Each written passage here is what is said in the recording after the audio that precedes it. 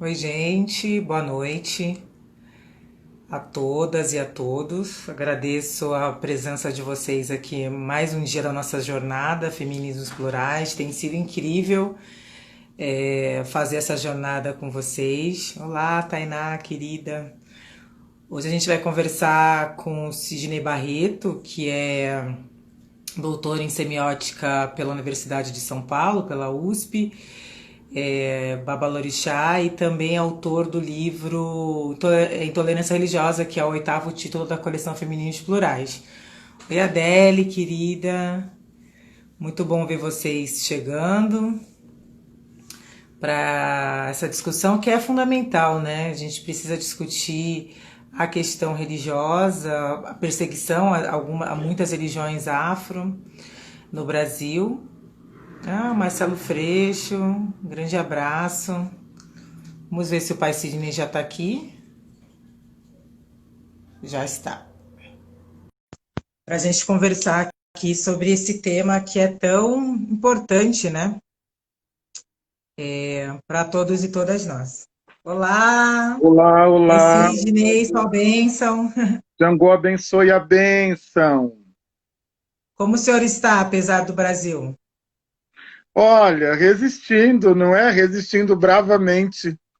Estamos mais acostumados, não é? Mais acostumados a resistir. Eu tenho dito o seguinte: tem sido especialmente doloroso para nós, não é? Pretos e pretas, porque nós estamos sendo forçados a revisitar um lugar de muita dor, que é o racismo, não é? O racismo é um lugar de muita dor. Então, eu confesso que também tem sido, embora uma luta necessária, não é? Tem sido igualmente dolorosa essa revisita, não é? Que inclusive a coleção Feminismos Plurais faz desde a sua origem, e você também, não é? Que é ter de ficar falando a todo momento, não é? Sobre as nossas dores, não é? Porque a origem das nossas dores está no racismo. Mas tudo bem, a gente segue falando, vamos E vamos, falar e vamos falar. e vamos falar também por outra perspectiva também, né? Dos afrosentidos, falar também de, né? Para não, Uhum. enfim, eu vou tirar aqui, gente, os comentários para vocês conseguirem ver bem o Pai Sidney. E aí, quando a gente faltar 15 minutos para o final da aula, eu volto com os comentários. Lembrando que todas as nossas aulas ficam gravadas, elas serão salvas e depois disponibilizadas no canal do YouTube da Feminismos Plurais, com tradução em Libras, dos Diversi Libras, quem a gente agradece pela parceria. Então, pai, como é hoje um dia de aulão, a fala é do senhor, o senhor pode se apresentar para as pessoas que ainda não o conhecem, e aí o senhor fica livre para falar sobre o livro, sobre esse tema que é tão importante para nós. E Bom, agradeço, né, a disponibilidade por fazer parte aqui desse time, é uma grande honra. eu que agradeço, eu que agradeço, eu que agradeço tanto o respeito da coleção Feminismos Plurais, tanto carinho, não é tanta possibilidade de protagonismo negro. Eu que agradeço. Eu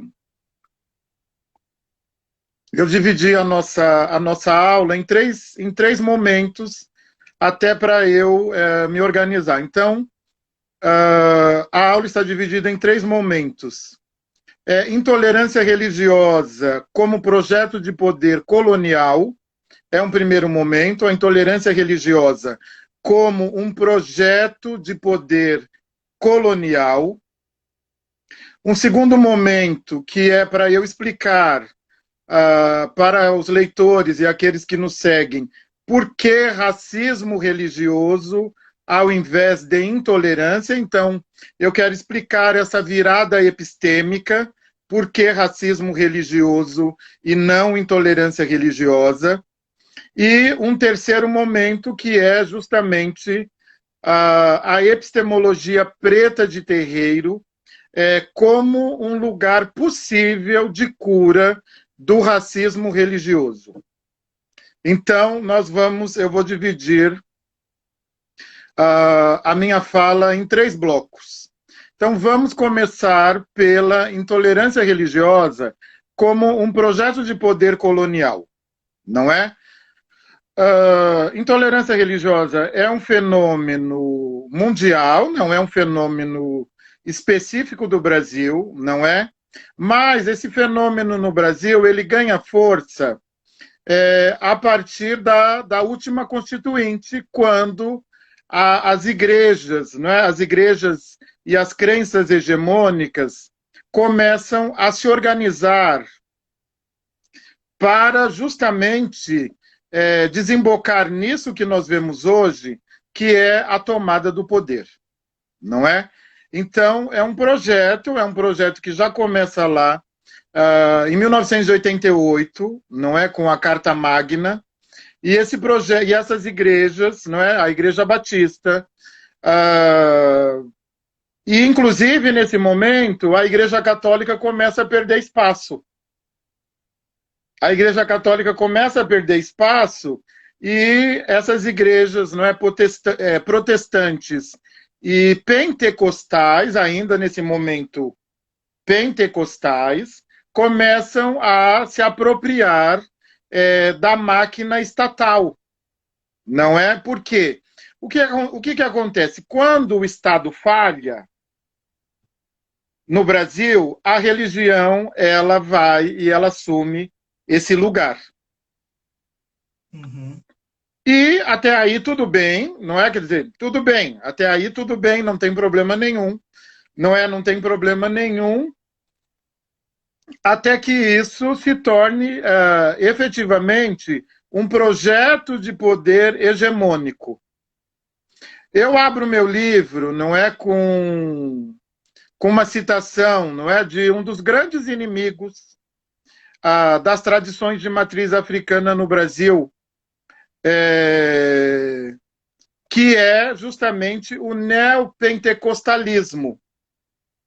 Não é? O neopentecostalismo, ele surge, na verdade, contra o pentecostalismo. Quando o pentecostalismo começa a acessar as massas e a se popularizar, surge um novo movimento, não é, para tomar parte neste projeto de poder. E aí nós temos aquele livro, não é, do Edir Macedo, Orixás, Caboclos e Guias, Deuses ou Demônios, não é? E já na epígrafe, não é, na abertura do livro, essa leitura é muito importante para mim, não é? Porque ela já marca um território que eu vou, inclusive, no final da nossa conversa, explicar o porquê somos tão perseguidos. Não é? Quer dizer, o que está no cerne, não é? Para além, né, da tomada do poder, por um discurso histórico de uma tríade colonial, rei, lei e fé, não é isso? É uma tríade colonial portuguesa, rei, lei e fé. Porque qual era o rei? O rei de Portugal. Qual era a lei? A lei de Portugal. E qual era a fé? A fé de Portugal, que era católica, apostólica, romana. Então, essa tríade, não é, rei, lei e fé, ela que, de alguma maneira, não é, se configura como esse espaço hegemônico de poder e de perseguição às tradições de matriz africana. Então, já no seu livro, não é, que inclusive foi parar na justiça, não é, quer dizer, as perseguições às tradições de matriz africana foram judicializadas, demorou, vejam vocês, demorou 16 anos para o julgamento. 16 anos. E nós nos vimos obrigados, né, na pessoa do Dr. Edio Silva Júnior, a acolher um acordo que vai desembocar no direito de resposta, passado de madrugada na TV Record. Há muita força simbólica do racismo nestes elementos. Muita força simbólica do racismo, não é? E aí, ele, na sua obra, diz: dedico esta obra, eu vou ler aqui, dedico esta obra a todos os pais de santo e mães de santo do Brasil, porque eles, mais que qualquer pessoa, merecem e precisam de um esclarecimento. Eu já adoro essa palavra, porque esclarecimento.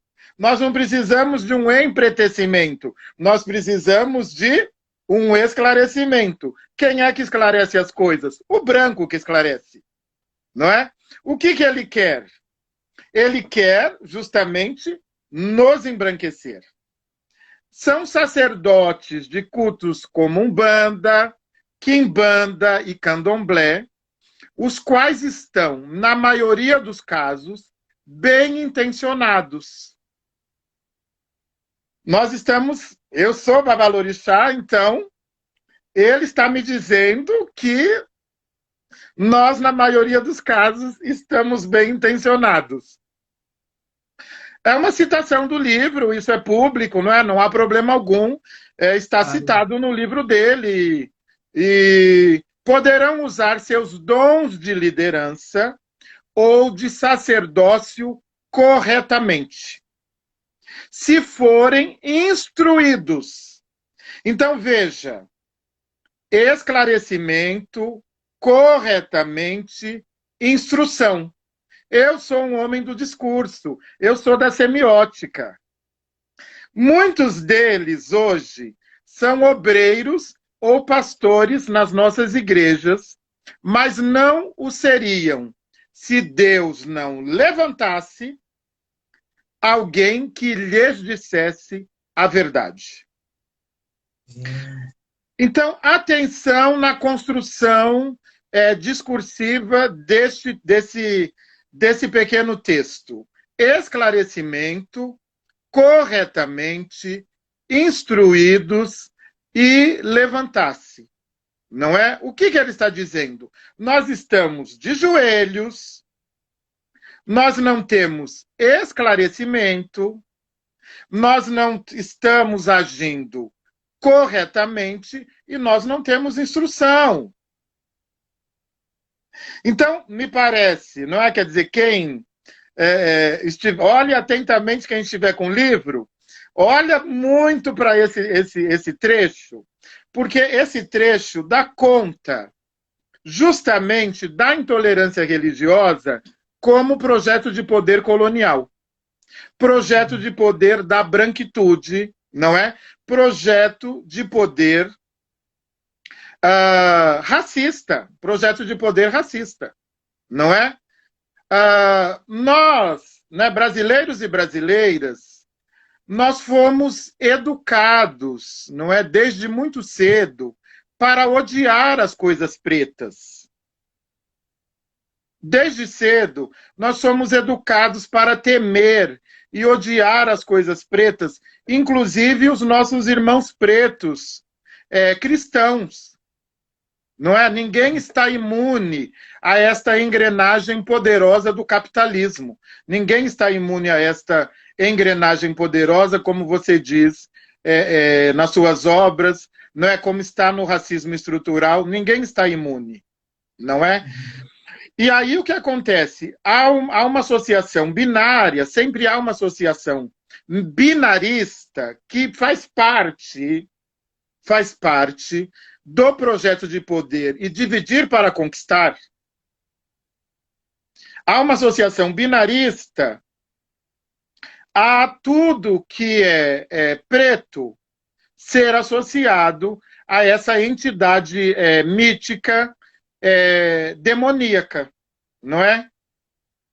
O demônio não está, nunca está. Jesus está estampado como branco. Jesus está estampado como branco. Mas o demônio, na iconografia, vocês podem verificar que ele nunca é branco. Entendeu? Ele sempre se volta mais para essa noção de escuridão. Então, e a partir daí, não é, quer dizer, se nós vamos, quer dizer, foi a partir da Constituição, só para voltar um pouquinho historicamente, a partir da Constituição de 1900, a partir da Constituinte de 1988, grupos evangélicos formais passam a lutar por concessões públicas de estações de rádio e canais de TV e criar grupos de comunicação. Assembleia de Deus, Renascer em Cristo e outros grupos cristãos. Cada uma destas denominações, desde então, elas começam a ocupar o poder estatal, porque até essa ideia de comunicação no Brasil, ela é muito confusa, não é? Quer dizer, há uma mistura público-privado que não está muito bem, que não está nada definida e também não está definida intencionalmente. Não é para manutenção do poder. E o que acontece? Num dado momento, e aí a gente vai ter grandes, não é? Grandes, a partir da associação do poder hegemônico das igrejas, que também começam a brigar entre si. Não pensem que entre elas não há atrito, porque elas também começam a brigar entre si. Quer dizer, o pentecostalismo não aceita o neopentecostalismo. Eles são movimentos, em certa medida, que estão em disputa. Então, nós precisamos entender que no cerne do que nós chamamos intolerância religiosa, há uma máquina colonial poderosa disputando poder. E o que vai acontecer de pior? Agora vamos ao que vai acontecer de pior. O que vai acontecer de pior é o seguinte: nós vamos ter, todos nós sabemos que as religiões hegemônicas no Brasil, elas se servem do chamado proselitismo.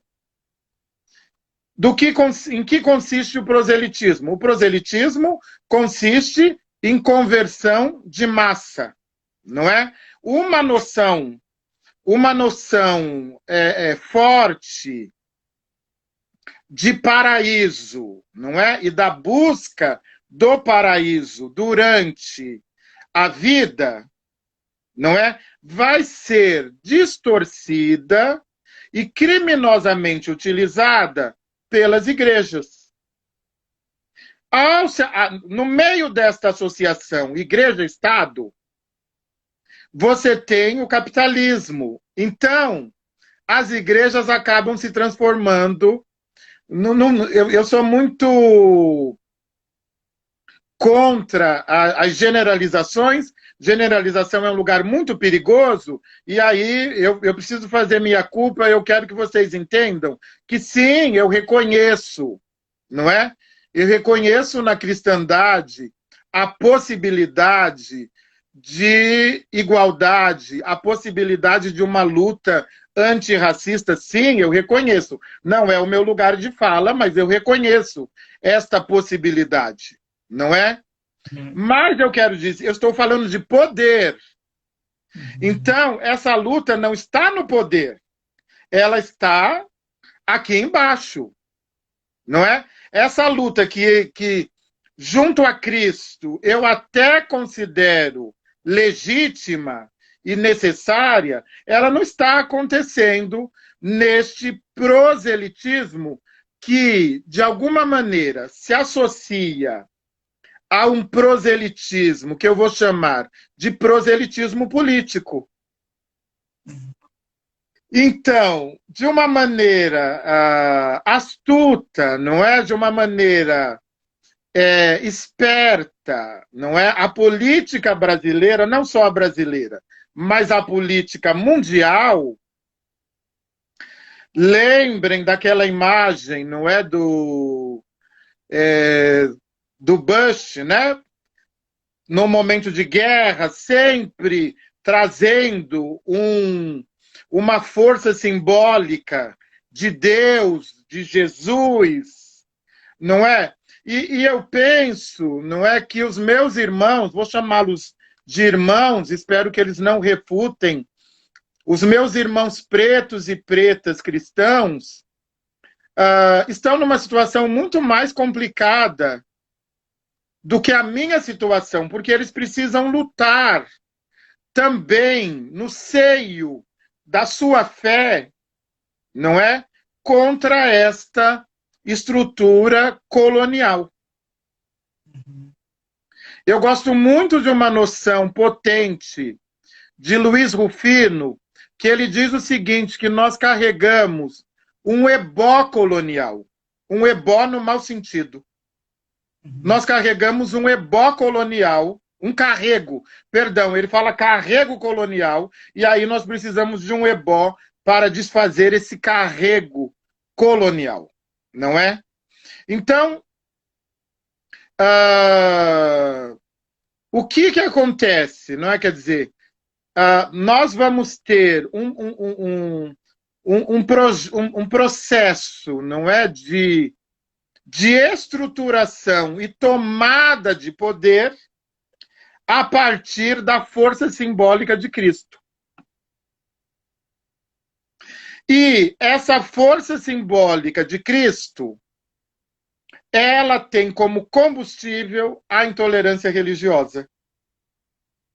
Porque é aquela ideia de que, para lhe oferecer a salvação, o paraíso, e para livrá-los do pecado, eu preciso desta noção potente e binária de pecado, não é? De pecado em oposição à possibilidade de paraíso, não é? De preto e branco, de gordo e magro, de heteronormatividade, homossexualidade, não é? De heteronormatividade, identidades diversas. Então, vale muito a pena dar uma olhadinha num trabalho que está na internet da Igreja Católica, da CNN, e que dá uma olhada no mundo, e ela vai categorizando os movimentos de intolerância religiosa pelo mundo. E não é difícil observar a relação estreita entre um governo autoritário, não é, e absoluto, e a imposição de crenças únicas. Então, eu vou caminhando para o meu primeiro bloco, do que se trata a intolerância religiosa? Trata-se de um movimento de tomada e manutenção de poder. É disso que se trata a intolerância religiosa. E agora eu vou para o segundo momento, que é a virada epistêmica, trazendo para o Brasil. Então eu vou fazer uma virada epistêmica da noção de intolerância religiosa para uma noção de racismo religioso. Por que agora as pessoas me perguntam, não é? Depois do intolerância religiosa, chegam 300 mil. Olha, Djamila, eu entendo. Depois da intolerância, chegam 300 mil mensagens por dia. Eu imagino. De todo tipo, de toda sorte. E eu fico perdido, porque, né, as pessoas...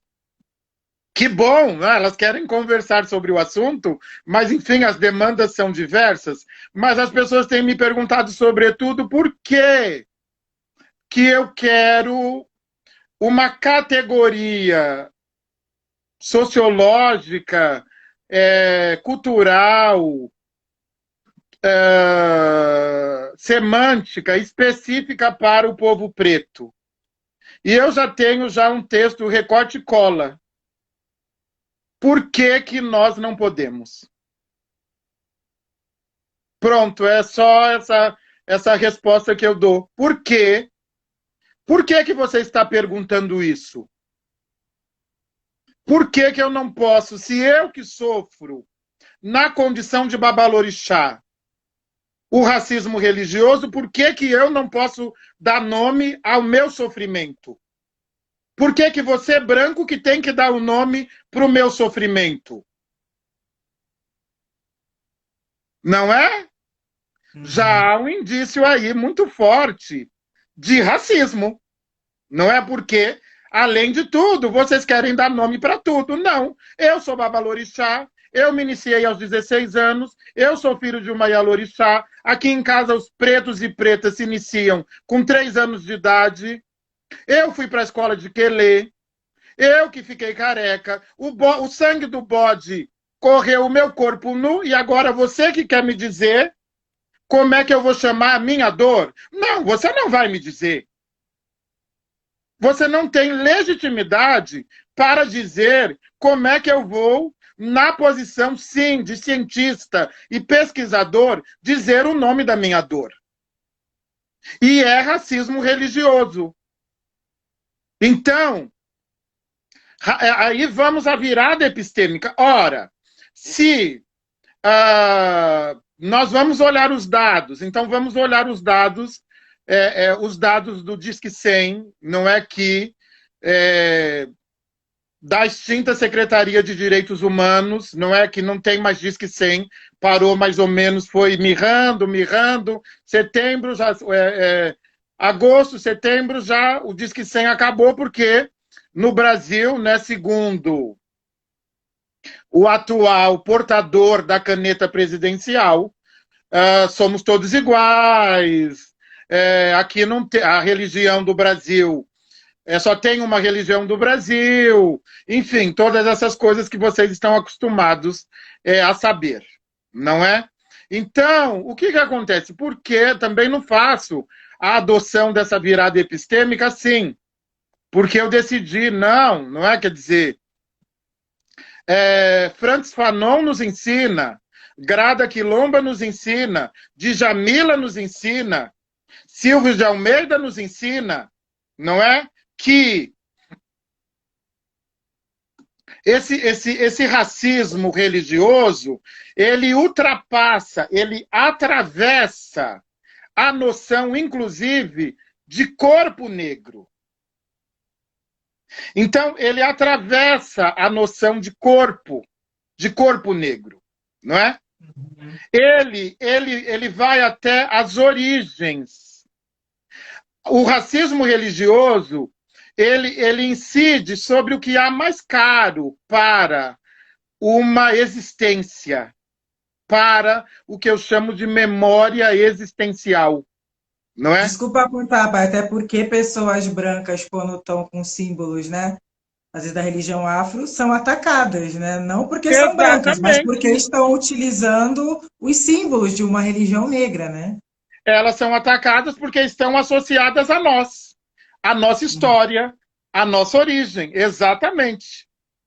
Não é? Então, as pessoas, por que racismo recreativo? Por que precisa de tanta subcategoria? Ora, precisa de subcategoria porque esta engrenagem poderosa do capitalismo, chamada racismo, possui dentes diferentes, como uma engrenagem. E o conjunto de dentes é o que faz o racismo como um todo, o racismo estrutural. Então, também por isso que nós precisamos dar nome a cada dentinho desta engrenagem. Estão visualizando a metáfora? Então, o racismo religioso, ele vai operar, não é, sobre a origem do rito. Ele vai operar sobre o rito, ele vai operar sobre as cores. De verdade, ele opera sobre a possibilidade de existência de uma África no Brasil.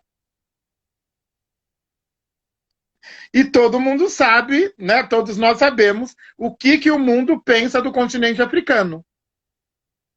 Então, a possibilidade, não é, de um quilombo, a possibilidade de um espaço preto, não é?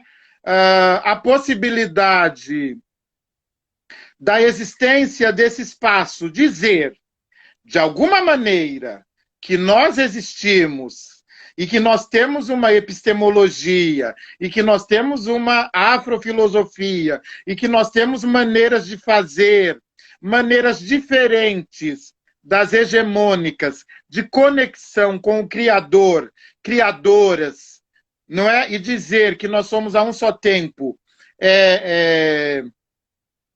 criadores e criatura, tudo isso é um problema, não é para um modo de crer hegemônico. Uhum. E a categoria semântica intolerância religiosa, ela não foi criada olhando para o continente africano. Nada foi criado olhando para o continente africano. Logo, se essa categoria semântico-lexical, e agora estou falando do lugar de linguista, não foi criada olhando para o continente africano, e muito menos criada olhando para o Brasil, ela não atende. Essa categoria, ela não atende a esse fenômeno de perseguição às tradições de matriz africana, não é? Então, antropologicamente, essa categoria intolerância religiosa, ela não atende, não é? Esse antropos, não atende, não é? E aí, né, nós precisamos, não é, começar a falar a verdade, é disso que se trata. Nós precisamos parar de usar eufemismos, não é aquela figura de linguagem que fica assoprando, né, no sentido de bate e assopra, que fica amenizando as verdades, não é? E aí nós temos uma categoria semântica que atende à perseguição às tradições de matriz africana no Brasil, porque, vejam vocês, todas as tradições de matriz africana no Brasil são perseguidas, não é? Desde 2016, nós começamos a ter uma reclamação formal de intolerância religiosa a cada 23 minutos. Vejam vocês. Nós, não é, tivemos... E aí o que acontece? Quando você vai dar uma olhada para esses números, praticamente 50%, 60% das reclamações se voltam para as tradições de matriz africana. Você tem um número de anônimos, então você tem um número de 30% a 40% de anônimos. E, ora, quem que é anônimo no Brasil? As tradições de matriz africana, não é? Então, praticamente 90%, não é, do que nós chamamos de intolerância religiosa, não é intolerância religiosa, é racismo religioso. Por quê? O Nagoeba é preto, as nações de candomblé são pretas, a Jurema é preta, o Xambá é preto, e a Umbanda, não é, por mais sincrética que ela seja, e ela transite numa linha de mais ou menos preta, ela também é mesmo que uma casa de Umbanda seja a brancura, ela não é enxergada, não é vista na sua origem como... Porque o que salta aos olhos, é o que está lá de preto, é o que está preto lá, o que salta aos olhos. Entendeu? Não é Então, o Jesus. então, intolerância religiosa seria entre essas religiões propriamente hegemônicas, né? Para as nossas religiões seria o racismo Exatamente. hegemônico, né? Porque existe também Exatamente. essas intolerâncias entre as religiões hegemônicas, né? Exatamente, exatamente. Não é? Quer dizer, intolerância religiosa é um fenômeno universal, é um fenômeno mundial, não é? Também utilizado, não é, ao longo da história do mundo para conquistas, para guerras, não é? Para todas as formas, né, históricas de atrocidades que nós vemos durante a história mundial. Mas, no caso do Brasil, não é? O que nós temos é um racismo religioso. Um racismo religioso por quê? Porque, e aí eu fiz alguma pesquisa com algumas pessoas, eu também ouvi algumas pessoas, eu li muito, não é, sobre esses atos, não é, de racismo religioso, que tem crescido muito, né, desde uma pedra jogada contra uma praticante no meio da rua, até um terreiro incendiado, não é, durante a madrugada, até babalorixás e alorixás mortos, não é? E a sociedade ela sempre quer arrumar um motivo para justificar essa violência. Mas não adianta, essa violência ela já está explicada, não é não justificada, mas ela já está explicada. Quer dizer, essa violência se dá justamente por conta da prática de uma religião, entre aspas, uma religião que não é hegemônica, não é, que não é eurocentrada, que não é cristã, que não é branca, não é? Então, eu trouxe essa fala porque, né, eu recebo muito essa, e eu precisava, né? Bom, se você for ao livro, você verá essa virada epistêmica, não é? Mas já que, né, falei, bom, então vamos colocar isso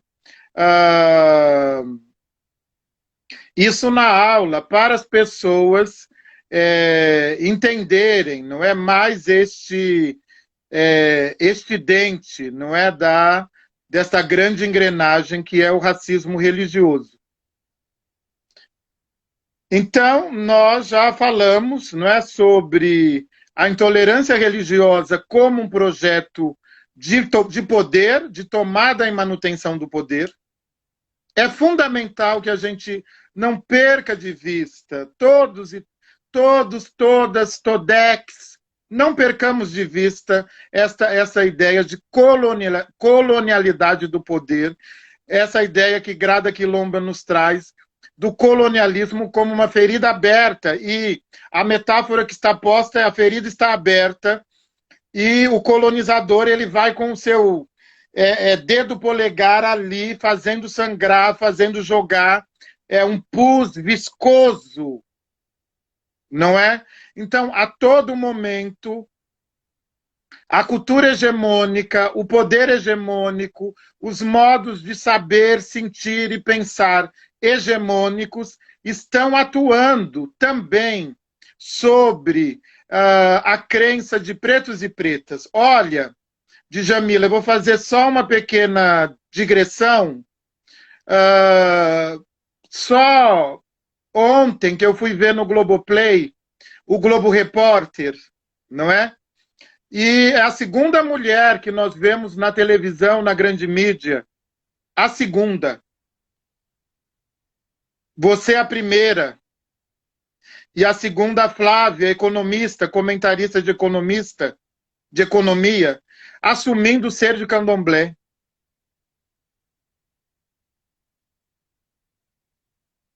Foi tão doloroso para mim assistir aquele programa.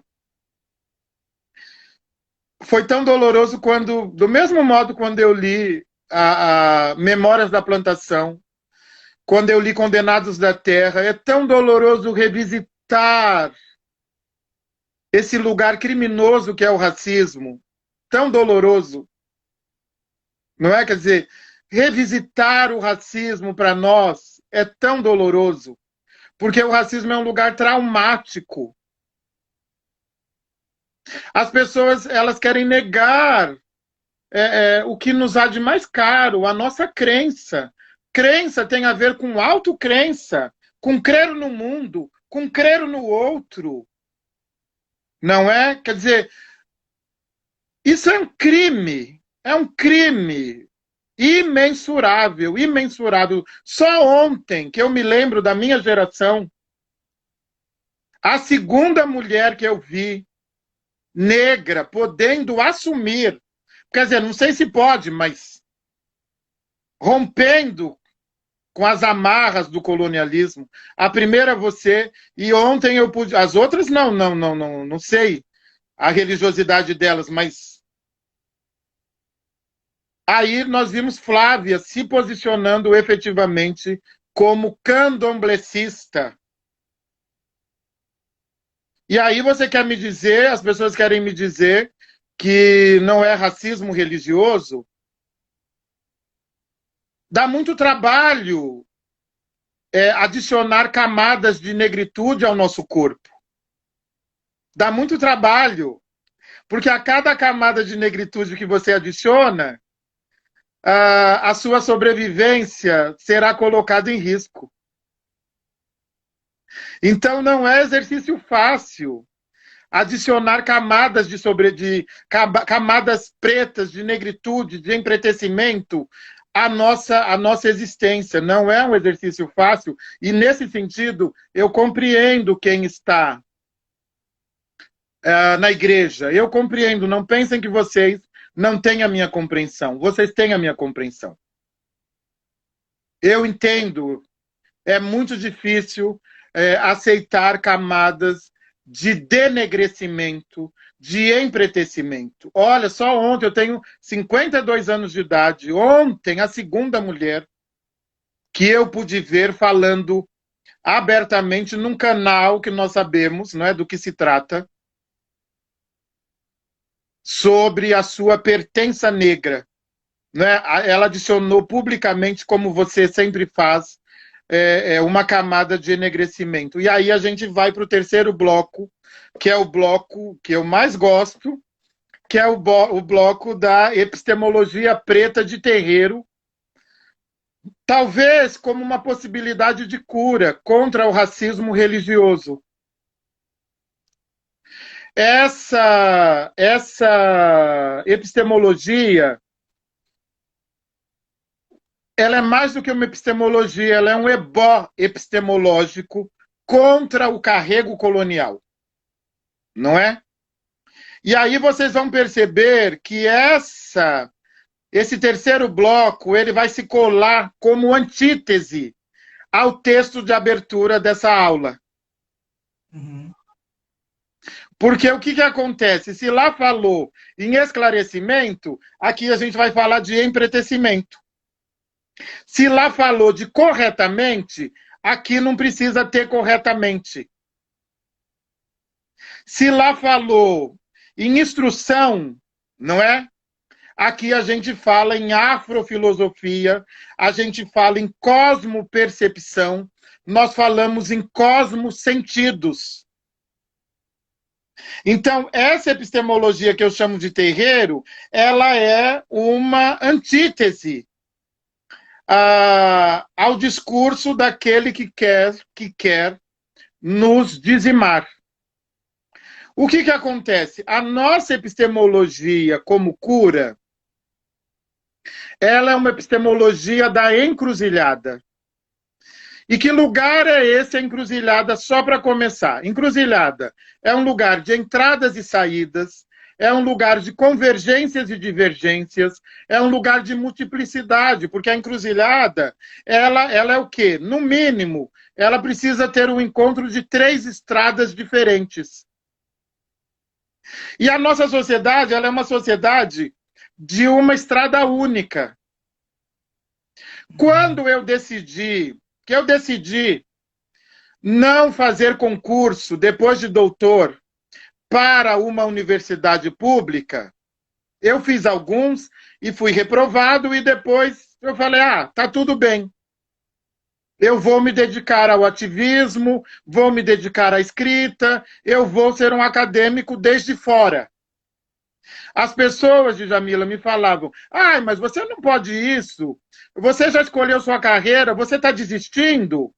Então, é a mentalidade colonial, entendeu? Que ela é muito presa e ela é feita de rota única, de único caminho. Na cabeça deles, só tinha aquele caminho, mestrado, doutorado, universidade pública, funcionário público e ponto. Não, na minha cabeça, eu sou professor, eu sou doutor, eu sou professor e doutor, e babalorixá, e escritor, e ativista. Então, o E mora no centro da encruzilhada, o E, conjunção aditiva. Perfeito.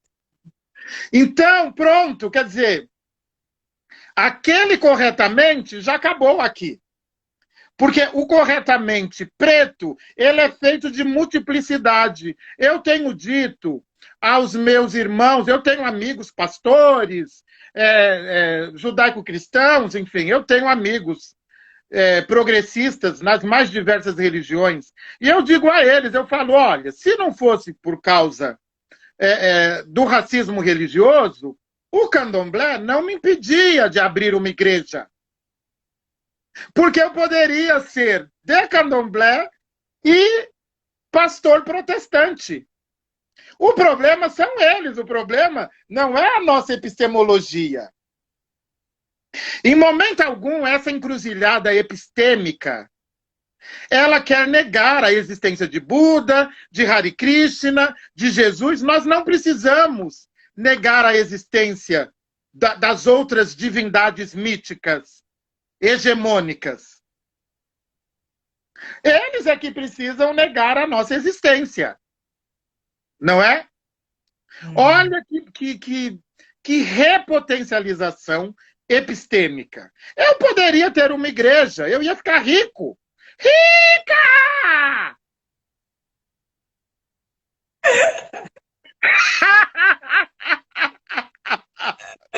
Perfeito, isso. E, pai, acho que como a gente está se encaminhando para o final, infelizmente, está uma aula maravilhosa. Falando nisso, essa multiplicidade, queria que você desse um recado para os nossos também, para não reproduzir essa lógica, né?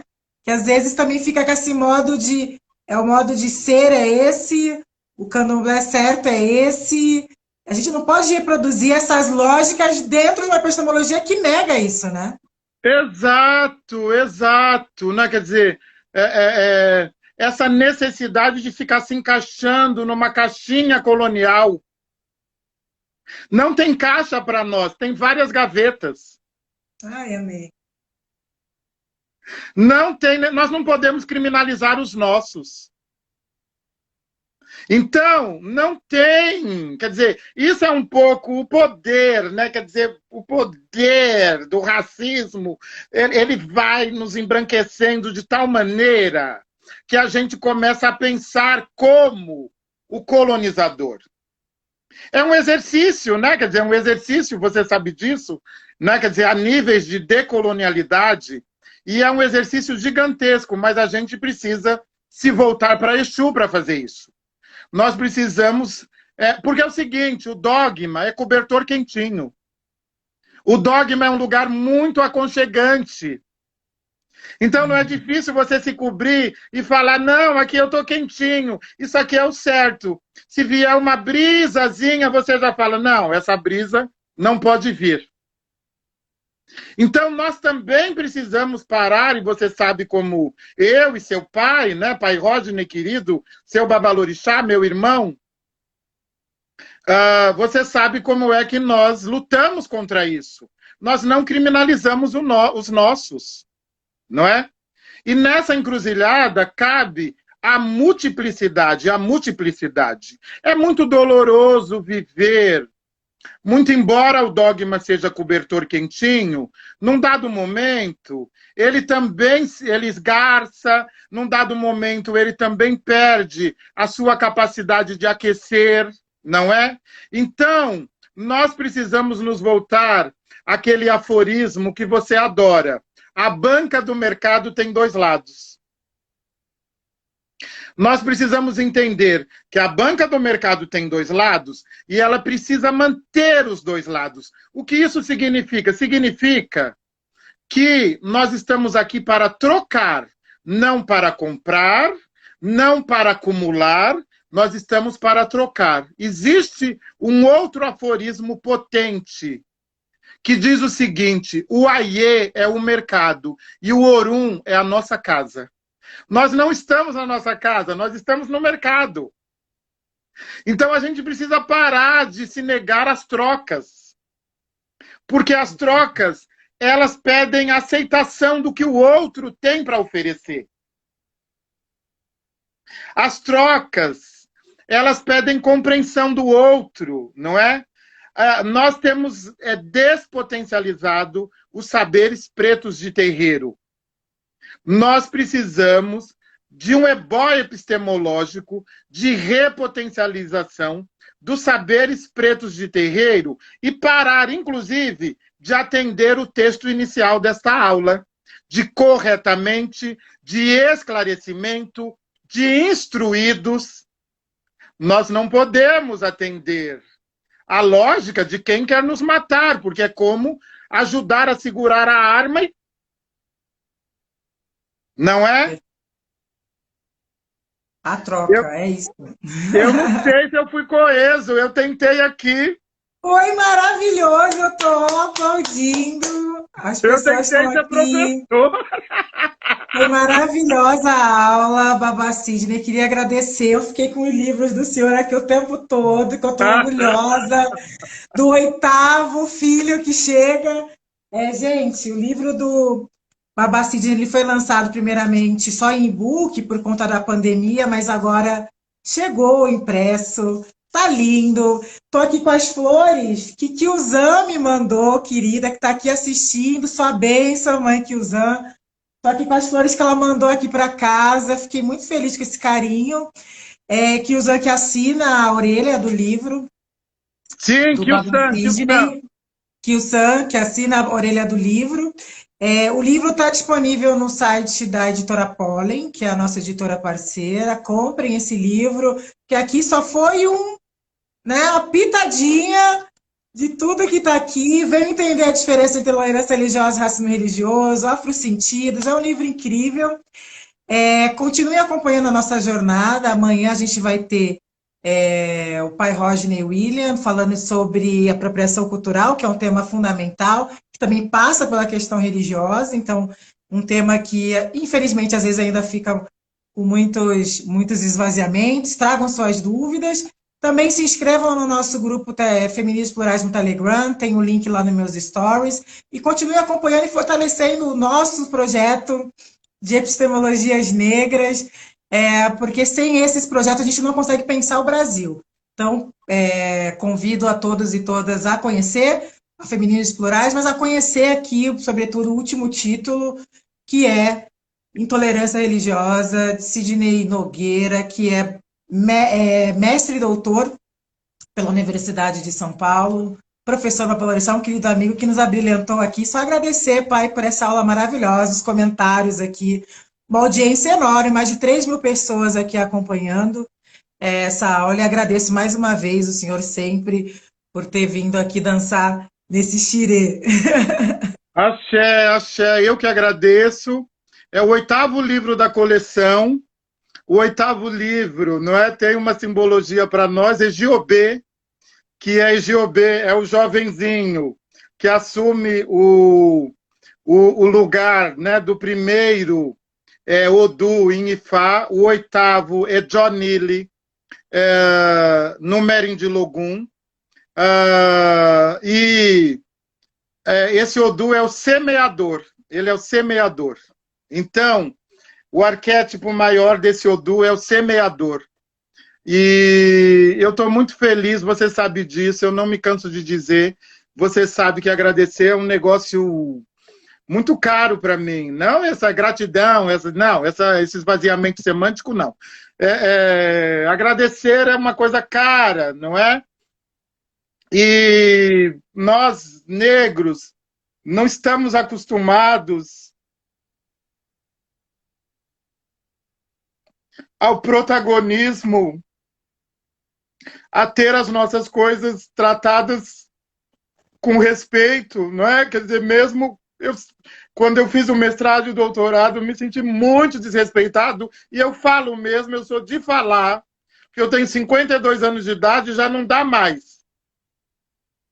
E, sabe, a Pollen, a Lisandra, você, Breno, foram tão carinhosos, esse livro está tão bonito, a diagramação, eu dei tanto trabalho, eu sei que eu dei, e vocês foram tão respeitosos, e esse lugar não é um lugar que a gente está acostumado a vivenciar, não é? Então, eu vou fazer isso sempre, publicamente, vocês vão sentir até raiva, porque eu vou fazer isso sempre, para as pessoas entenderem, entendeu? Que isso é protagonismo negro, que isso é quando um chega, todos chegam, não é? Que isso é a verdadeira encruzilhada negra, não é? Não adianta, não se faz fogueira, só o tolo faz fogueira com lenha molhada, não é? E nós somos lenha seca,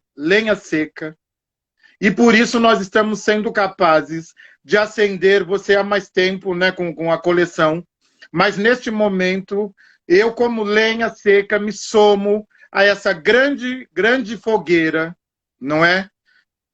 Conduzida pelas mãos de Oxóssi, seu pai, não é? Que é a coleção Feminismos Plurais. Um forte abraço a todos e todas e a todes, e muito obrigado por esse momento. Pai, muitíssimo obrigada, é uma honra ter o senhor nessa coleção. Eu é uma pessoa que eu já admirava de longe, ficava acompanhando quanto que o senhor, às vezes eu falo, gente, ele escreveu para mim, não é possível. Todo dia eu vou lá acompanhar a página do Pai Sidney, às vezes eu estou com alguma dúvida, com alguma angústia, eu leio lá e falo, nossa, foi para mim. Se tem uma conexão com o senhor muito grande, que às vezes a gente nem tem que sentar para conversar sobre isso, porque o quanto que o senhor me edifica quando eu leio o Senhor, o quanto que o Senhor ilumina, o quanto que o Senhor me traz esclarecimentos muito, muito importantes para a minha jornada. Então, só agradeço ao Senhor, a todos e todas que nos acompanharam aqui, nesse pico de audiência, que o Senhor merece ser escutado e ser reconhecido, porque esse é o lugar, o nosso lugar, o lugar do reconhecimento, o lugar do respeito, esse lugar da troca, esse lugar da encruzilhada. Um grande beijo para o senhor. Beijo, beijo. Muito afeto. Caô Cabecilê. Cabecile. Axé. Axé. Tchau, tchau, gente. Obrigada.